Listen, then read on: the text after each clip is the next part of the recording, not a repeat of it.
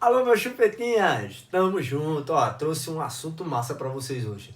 Proporção. Por que proporção é um assunto massa? Porque é um assunto que cai muito no SSA1, no SSA2 e principalmente no Enem. No Enem cai de 8 a 12 questões. Então é um quantitativo muito grande, então vocês têm que saber. Vocês vão ver que a gente vai dividir essa aula em 3 partes. Por quê? Porque são 3 assuntos. Melhor, a gente vai dividir em 3 partes, porque o mesmo assunto ele se subdivide em assuntos que às vezes as pessoas nem lembram que é uma proporção. Mas vamos lá, vamos começar. O que é uma proporção? Uma proporção é a igualdade entre razões. E aí você tem A sobre B, uma razão, C sobre D, outra razão. A gente chama de antecedentes, antecedentes consequentes. Massa? Então, como é que a gente lê? A gente lê assim, A está para B, assim como C está para D. E aí a gente pode representar A está para B, assim como C está para D. Massa? E aqui a gente tem os termos da proporção. Meios. E aqui são os extremos. Extremos. Ah, chupeta!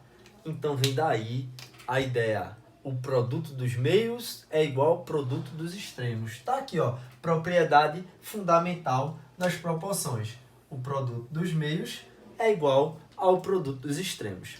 Massa? E aqui a gente tem duas proporções, 2/3 igual a 4/6. E aqui a gente vai aplicar essa ideia aqui de propriedade fundamental. Então você vai ter, meios, 3 vezes 4 é igual ao produto dos extremos, 2 vezes 6.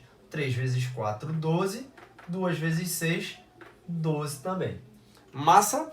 Então, o que acontece? Além da propriedade fundamental das proporções, a gente tem as propriedades gerais da nossa proporção. E aí a gente vai ter, a soma da primeira razão, A mais B, o antecedente mais o consequente, tá certo? Sobre o consequente, pode ser mais ou menos. E aqui a segunda razão, a soma ou a subtração dos termos, antecedente e consequente, sobre o consequente da segunda. Então, consequente no denominador, consequente no denominador. Ou você pode botar as duas, soma e diferença dos termos, sobre o antecedente. No denominador aparece agora o antecedente. Massa? Aqui, você pode ter a soma dos antecedentes, está aqui, A e C antecedentes, dividido pela soma dos consequentes, é igual a diferença dos antecedentes sobre a diferença dos consequentes. Galerinha, se você quiser treinar, você pode pegar esse exemplo aqui, 2/3 igual a 4/6. E aplicar em qualquer um aqui, chamando de A, B, C, D. Massa? E vocês vão ver que isso vai dar certo. Podem testar, dê uma pausa aí no vídeo e faça o teste com essas propriedades que eu mostrei a vocês. Ah, voltaram, não foi? Deram a pausa, mas voltaram. Então, beleza. Você já testou, já viu que dá certo. E agora a gente vai empregar essa ideia aqui, essa última aqui. Quando você tem várias razões, você vai dividir, por exemplo, quando tu pega 2 e divide por 3, tu vai encontrar 0,6666, uma dízima periódica. Do mesmo jeito que se tu pegar 4 e dividir por 6, tu vai encontrar uma dízima periódica, 0,666666. Massa? E aí o que é que vai acontecer? Nessa situação, a gente encontra o que a gente chama de coeficiente ou constante de proporcionalidade. Constante de proporcionalidade. Vai dar não. Eita, deu. Certo? Proporcionalidade. O que é que vai acontecer, galera? Esse K é muito importante. Por quê? O Enem, ele adora fazer uma brincadeira para que você determine uma fórmula. E vai dizendo assim, sabendo que a massa é diretamente proporcional ao diâmetro da figura, dividido pela... E aí ele vai montando uma fórmula, pede para que você monte essa fórmula, você vai brincar exatamente com esse K. Porque toda vez que você botar algo sobre outra coisa, você vai ter o que nós chamamos de constante de proporcionalidade. Por exemplo, quando eu boto assim, ó, 2 terços, isso não é igual a 0,666, esse 0,666, essa dízima periódica, ela nada mais é do que o que a gente chama de constante de proporcionalidade. Por quê? Porque a gente vai ter frações equivalentes, várias frações que podem ser equivalentes, e essas frações equivalentes, elas vão gerar para a gente o que nós chamamos de constante de proporcionalidade. Massa? Então, ó, vamos lá. Passada essa parte das propriedades, a gente vem com 2 conteúdos aqui que são importantes. Grandezas proporcionais. Aí pode ser diretamente proporcional ou inversamente proporcional. E aí você tem que lembrar uma coisa. Se for diretamente proporcional, você vai dividir. Massa? Dividir. E se for inversamente proporcional, você vai multiplicar. Sim, chupeta. Massa. Dividir, multiplicar, diretamente, inversamente proporcional. Massa. Por exemplo, tem uma formulazinha da física que vocês conhecem muito bem, que é velocidade é deslocamento sobre tempo. O deslocamento e o tempo são grandezas diretamente proporcionais. Veja só, eu vou deixar você sempre que você trabalhar, lembra que quando você tem uma fração, o resultado vai ser uma constante de proporcionalidade. Então, essa velocidade ela tem que estar constante. Vamos fazer que essa velocidade seja de 80 km por hora. E ela está constante, não vai variar. Mas eu tenho aqui, ó, 100 km para percorrer. Eu vou fazer em um T1, vou fazer um determinado tempo. Massa? Imagina que eu aumentei essa velocidade. Eu aumentei essa velocidade, sei lá, para 150 km.